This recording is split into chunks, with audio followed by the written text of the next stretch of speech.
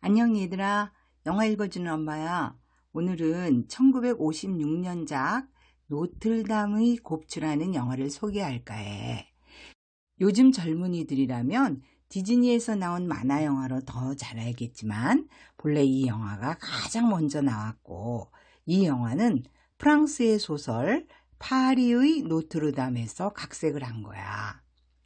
파리의 노트르담이라는 소설은 너희가 잘 알고 있는 레미제라블을 쓴 빅톨 위고라는 작가가 29살에 발간을 하여 당시 엄청난 인기를 끈 소설이지.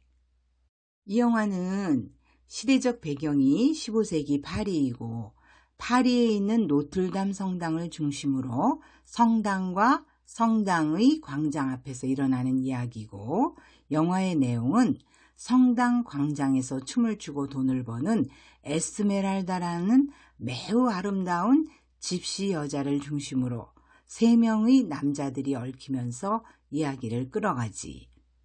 3명의 남자 캐릭터를 간단히 설명하면, 성직자임에도 불구하고 에스메랄다에게 사랑을 갈구하고 그 사랑이 거절당하니까 자신이 권력과 꾀로 결국 에스메랄다를 죽음에 이르게 하는 가장 나쁘고 음흉한 노트르담 성당 부주교인 프롤로, 그리고 그의 양자로 자라 프롤로에게는 무조건 충성하는, 한쪽 눈도 멀고 성당의 종지기로 종을 치다 보니 귀까지 멀어서 소리도 잘 못 듣고, 거기에다가 곱추인지라 외면으로는 너무나 추한 콰지모도, 마지막으로 공경에 빠진 에스메랄다를 우연히 구해주어서 에스메랄다가 사랑하게 되는 잘생긴 경비대장 페비스.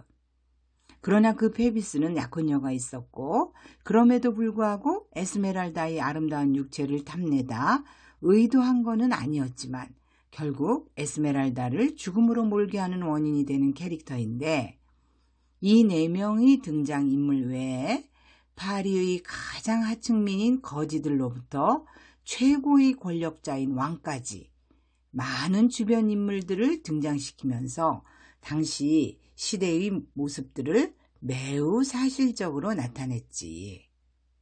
영화를 보면 알겠지만 영화 속의 스토리를 중심으로 그 시대의 잘못된 여러 가지 사회적 현상이나 제도들을 통렬하게 비판하고 있어.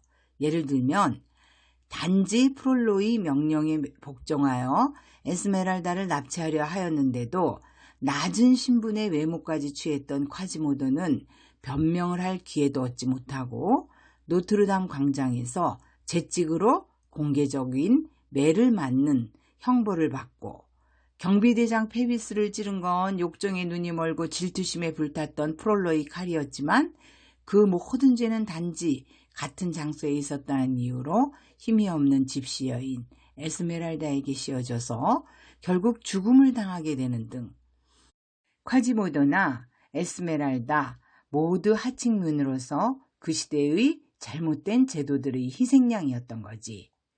그리고 모든 죄의 원인이 된 당시 성당의 성직자, 그것도 부주교까지 올라간 프롤로는 당시의 종교 지도자들이 얼마나 부패하였는지를 보여주는 상징적인 인물이고, 그래서 이 소설을 쓴 작가는 15세기 중세 시대를 배경으로 하는 이 작품을 통해 마녀재판, 공개처형 등의 당시 사법 및 형벌 제도를 비판하면서 중세시대의 종말을 선언했다고 하는데, 종말을 선언했다는 의미는 제도나 신분의 문제로 무고하게 죽어가는 주인공들을 통해서 다시는 공개처형이나 마녀 사냥 같은 그런 나쁜 일들이 일어나서는 안 된다는, 이제 그만하자라는 메시지를 강렬하게 전달했다고 봐.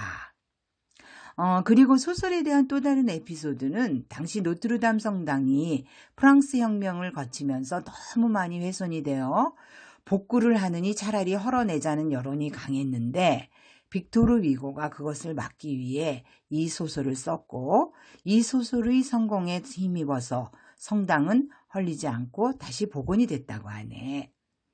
빅토르 위고의 소설 덕분에 복원이 된 파리의 노트르담 성당은 이후에도 많은 예술인들에게 영감을 주었고, 수많은 관광객들을 불러 모으게 되니 참으로 다행이었는데 안타깝게도 작년 2019년 4월에 다시 성당에서 큰 불이 나서 앞으로 5년 뒤에나 볼 수 있다 하니 800년이나 지난 역사적인 건물이 원형 그대로 잘 복원되길 바라는 마음이야.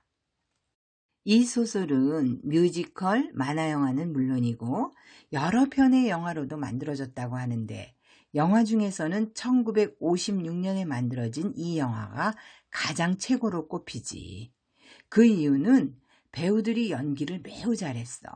특히 지난 영화 리뷰 구름 속의 산책에서도 언급을 하였지만 앤소니 퀸이라는 배우가 콰지모도로 나와서 그 어려운 연기를 아주 잘하였고 춤추는 집시 에스메랄다 역으로 나온 지나 롤로 브리지다라는 여배우는 빨간색의 원피스를 입고 춤을 추는 관능적인 그녀의 모습이 그 역할에 너무나 잘 어울려서 이 두 배우의 연기만으로도 아직까지는 이 영화의 명성을 이기는 영화는 없다고 봐. 물론 너무 오래된 영화라 요즘 젊은이들이 보기에 전체적으로 세련미가 덜하겠지만 영화 속의 캐릭터들을 잘 표현한 배우들의 연기와 만화 영화와는 또 다른 실사판의 느낌이 매우 좋으니 한 번쯤 보라고 추천하고 싶어. 거기에다가 지금은 화제로 볼 수 없는 노트르담 성당이 화면 가득히 나오니까 역사적 자료로서도 가치가 있을 것 같다는 생각이 드네. 영화의 이해를 돕기 위해 소설을 쓴 작가 빅토르 위고에 대해 소개를 하면 빅토르 위고는 너희들이 잘 알고 있는 2012년에 개봉했던 뮤지컬 영화 레 미제라블이라는 영화의 원소설을 쓴 작가이기도 한데 이 영화 노트르담의 곱츠는 파리의 노트르담이라는 그의 소설에서 왔고 그는 이 소설 한 권으로 낭만주의 기수로 여겨지면서 표현의 자유, 감정 및 영감의 자유로운 표출을 부르짖었다는 평가를 높이 받더라고. 잠깐 옆길로 새서 우리나라에서도 낭만주의 대표 작품으로 작가 나도양의 벙어리 삼룡이라는 단편이 있고 이 소설하고 많이 닮아서 소개를 좀 해볼까 해. 작품 속의 벙어리 삼룡이도 못생기고 말도 잘 못하는 벙어리지만 순박하고 주인에게 충성하는 머슴이고 주인집 아들이 못된 성질을 다 받아주지. 근데 주인집 아들이 결혼을 하여 새 아기씨가 들어오는데 거기서부터 소설의 참 묘미인 갈등이 시작돼.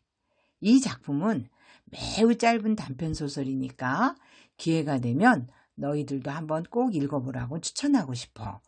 낭만주의 작품이라 우리말의 아름다움이 오롯이 느껴지니까. 자, 그럼 다시 빅토르 위고의 이야기로 가서 빅토르 위고는 정치에도 관심이 많아서 19세기 프랑스 혁명에도 적극적으로 가담하였고 그런 경험들이 나중에 나이가 들어서 집필한 레미제라블이라는 책 속에 생생하고도 사실적으로 묘사가 되는데 이 레미제라블이라는 책이 10권이나 되는 장편소설이라는 사실을 이번에 알고 깜짝 놀랐어. 내가 청소년 시절에 한 권의 두꺼운 책으로 읽고도 엄청 인상이 깊었는데 10권의 책이라니.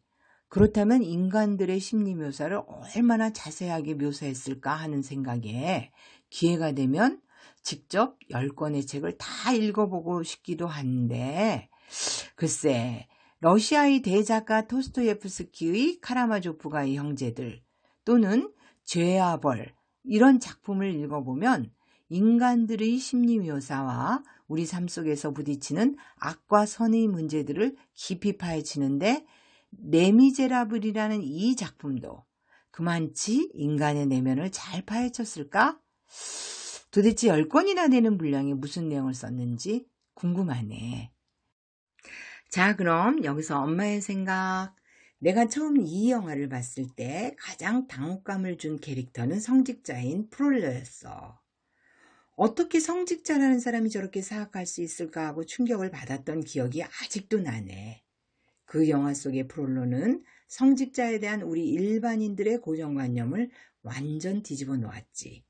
나중에 나이가 들면서 관심을 갖고 보니까 중세시대의 캐톨릭은 너무 많이 부패하였고 결국 거기에 반대하여 프로테스탄트가 나왔다는 걸 알았지만 그 당시 나는 선입견, 고정관념, 편견 이런 것들로 성직자라는 직업의 껍데기를 보았지 그 멋진 타이틀 안에 얼마든지 악을 선택할 수 있는 인간이 있다는 걸 간과했다는 거야.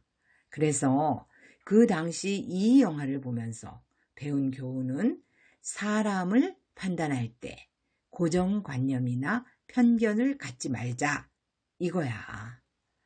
그래서 내 경험상 너희 같은 젊은이들이 사회생활을 할 때 인적 네트워크가 매우 중요한데 젊은 시절에 편견을 갖게 되면 자기 스스로 선을 그어 영역을 만들게 되고 그러면 다양한 사람들을 만날 수 있는 기회가 줄어들게 되니까 외모나 타이틀에 대한 편견을 갖지 말고 많은 사람들을 만나보고 좋은 사람들과 넓은 인간관계, 즉 인적 네트워크를 만들라고 얘기해주고 싶어. 그럼 여기서 마무리하고 다음 만날 때까지 건강하고 행복하자. 안녕.